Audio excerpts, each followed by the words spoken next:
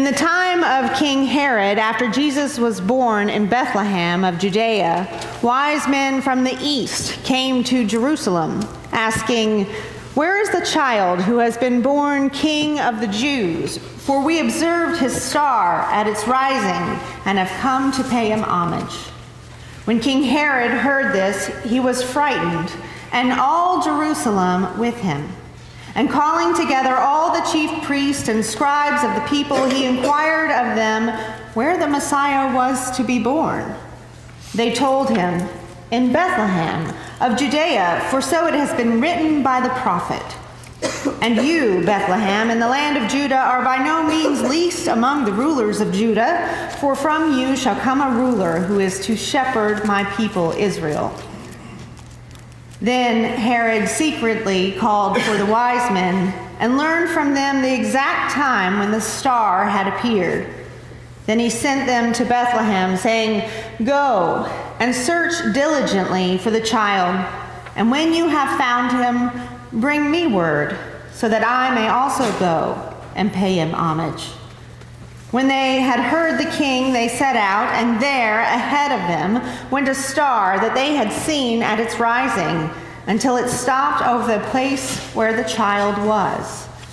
When they saw that the star had stopped, they were overwhelmed with joy. On entering the house, they saw the child with Mary, his mother, and they knelt down and paid him homage. Then, opening their treasure chests, they offered him gifts of gold, frankincense, and myrrh. And having been warned in a dream not to return to Herod, they left for their own country by another road. The word of the Lord. Thanks be to God. So, happy Epiphany. Happy Epiphany! I know that we don't often talk about Epiphany, and mostly in Protestant churches, but Epiphany is one of the oldest Christian feasts. It has been celebrated since the late 2nd century, even before the Christmas holiday was celebrated.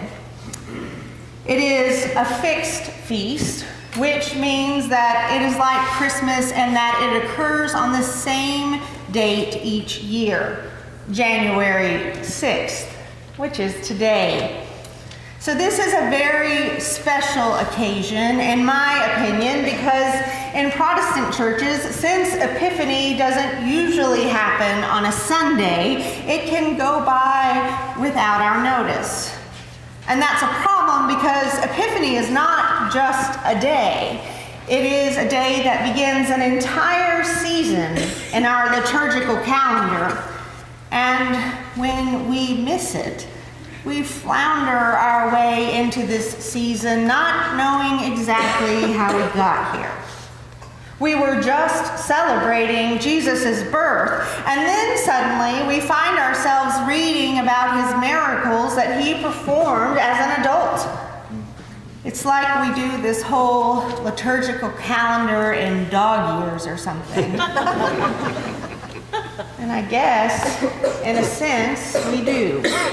We have one calendar year to complete the entire cycle of Jesus' earthly ministry. But this year, we're lucky, because Epiphany does fall on a Sunday, and that gives us the opportunity to learn and contemplate this season in a whole new light. The season of Epiphany will last until Ash Wednesday, which is March 1st of this year. In some places, the day of Epiphany is known as Three Kings Day, in honor of the kings, or wise men, or magi, who brought Jesus gifts and proclaimed him to be the Son of God.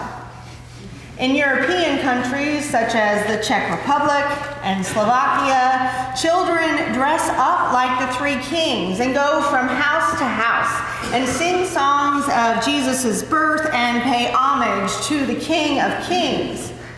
And adults reward them with praise and cookies. Dia de los Reyes Magos is the Latin American celebration of Epiphany. And in many Latin American countries, it is the three wise men who bring gifts to children this time of year.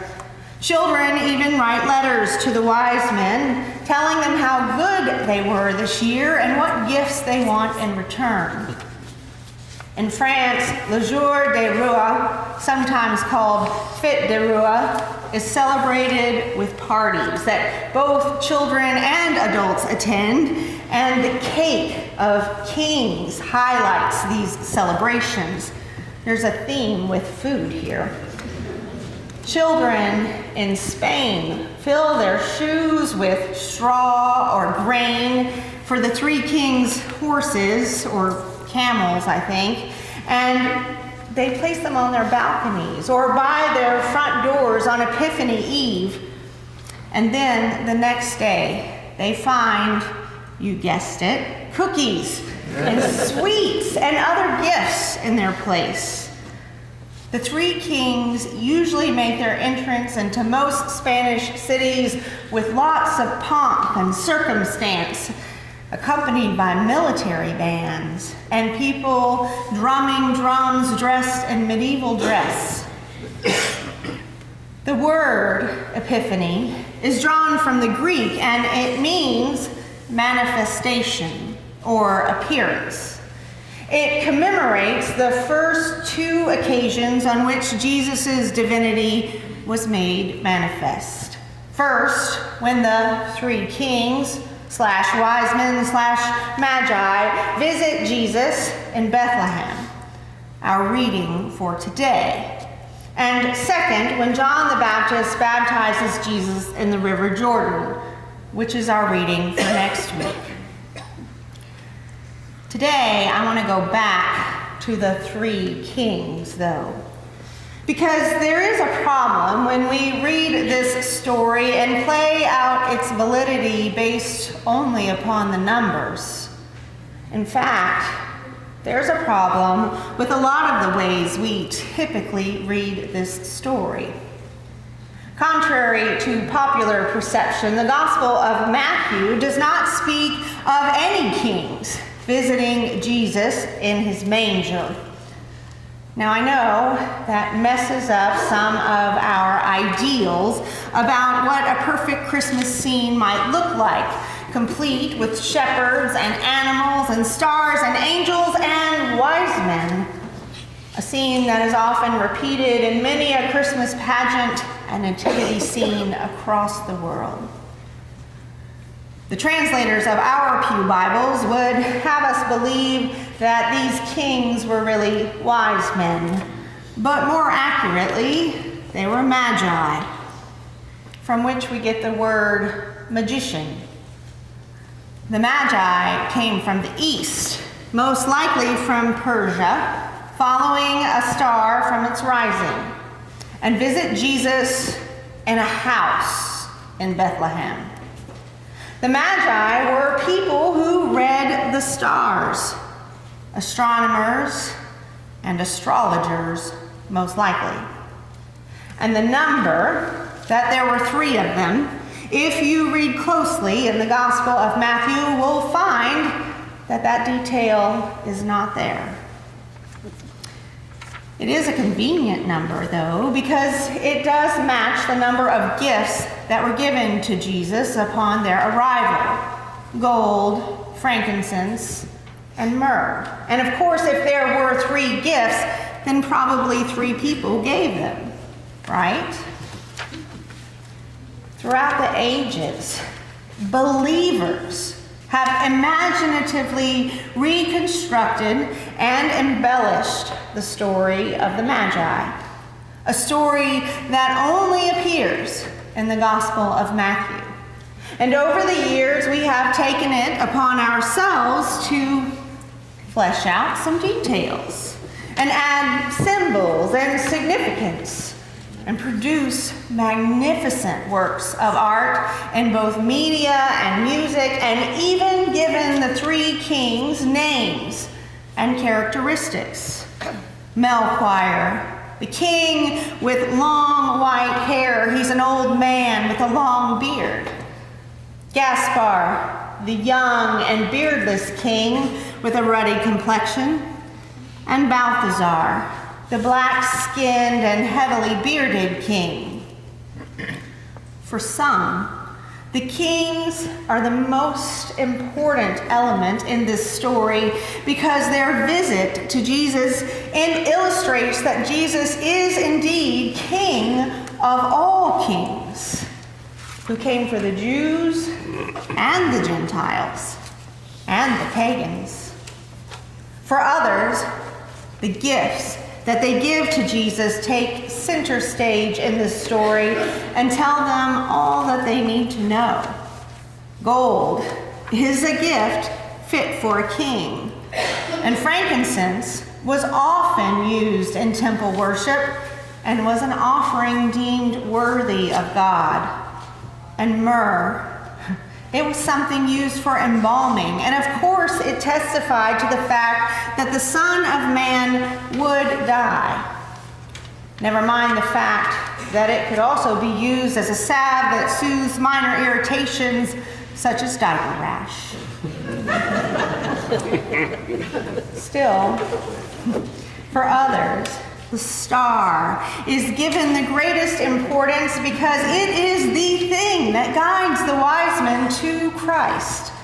We have even joked that they must have been wise men, even though the gospel itself does not assign them a gender, because had they been wise women, they would have stopped to ask for directions much earlier, and they would have brought far more useful gifts, like diapers, casseroles, wine. I'm a mother.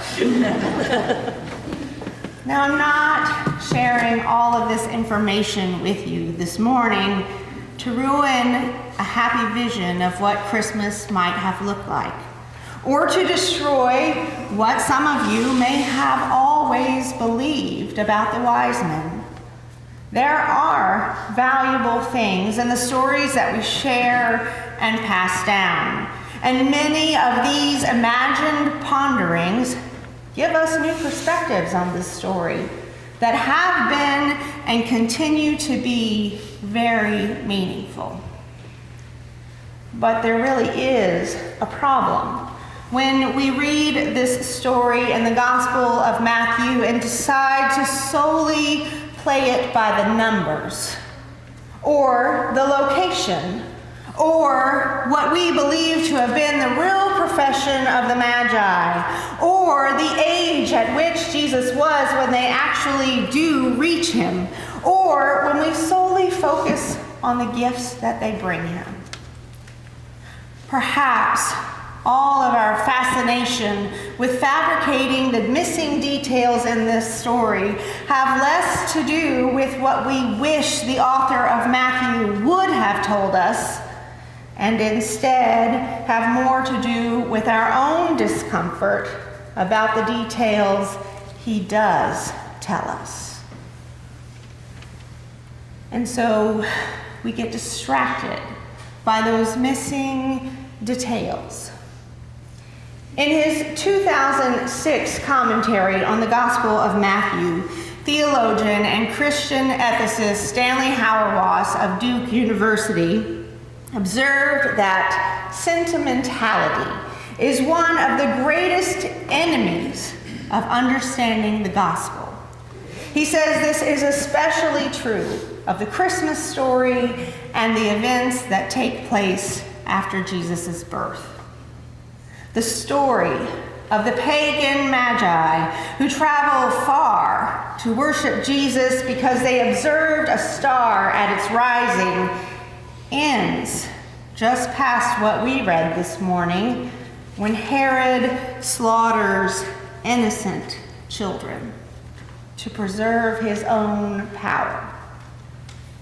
Unfortunately, that is a story that continues to be told and retold in real life, even in our own day. Every day, political powers annihilate their opposition in order to protect their power. something they may be more successful at because we are often busy distracting ourselves with made-up details. Traditionally, at Epiphany, the church celebrates the fact that the birth of Jesus is a manifestation of God's love for all the world, and not just God's chosen people, Israel. But on this, the Gospel of Matthew is also clear. This manifestation of God's love has very real ramifications, and not all of them are warm and fuzzy. Herod is frightened, and the author tells us that he is not alone. So is all of Jerusalem with him. And while Jesus' birth can certainly bring new light to our lives and cause us to start a trek in search of him, a search that can bring us overwhelming joy, this manifestation can also cause us to fear and to fly into a rage and commit unthinkable acts when we discover that the illumined life that we are called to live can lead us into some dangerous situations and increase our vulnerability and challenge all of our assumptions and force us to confront the unknown. When we hear this Epiphany story only as a tale of heartfelt Christmas sentimentality and force it to fit in with what we think we already know about Jesus' birth, then we risk losing some important things. We sit comfortably in the kingdoms of our own making and, like Herod, refuse to be changed, challenged, or moved. But following Jesus is not this polite custom that we observe only once a year just after Christmas.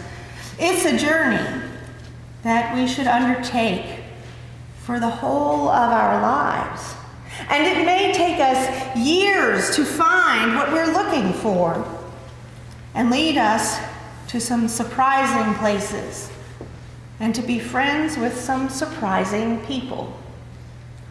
God, who set people free in Exodus and continually calls unexpected people to follow the light, risks illuminating even our dark sides so that we too might find the Christ child. In this story, Jesus is found by those who really seek him, but they do have to decide to get up and go in search of him. And they have to learn to trust their own instincts and help each other and rely on their wisdom and know their trades. They have to embrace the unknown and ask for help, even from some shady and dangerous characters. But as a result, they journey farther than they ever imagined they would. And in the process, they discover a freedom and an overwhelming joy that can only be found when we embrace our journey. Today, on this Epiphany, let's not play it safe and play it by the numbers. Let's allow this story to remind us instead that the journey is well worth the risk, for great freedom and overwhelming joy await us. Amen.